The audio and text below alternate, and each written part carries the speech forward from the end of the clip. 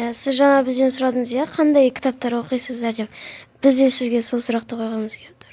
Менікі енді қазір әдеби бағыттан көрі кішкене ғылыми бағыт қой. Енді жаңа университетте мен сабақ лекция оқығандықтан көбінесе менеджменттің кітаптары, менеджментпен байланысты. Одан кейін мен өзім жақсы бір қызығатын сала маркетинг саласы. Маркетингтердің барлығы пиар жарнама деп қана қабылдайды, бірақ негізі ол кең ауқымды сала. Сол Филипп Котлер деген кісі бар, сол маркетингтің атасы деп жатамыз ғой. Соның кітабын мен қайта оқуды бастадым, шынымды айтсам. Ол мен оны екінші курста оқыдым ғой деймін. Ол 2011 жылдары болды. Енді қараңдар.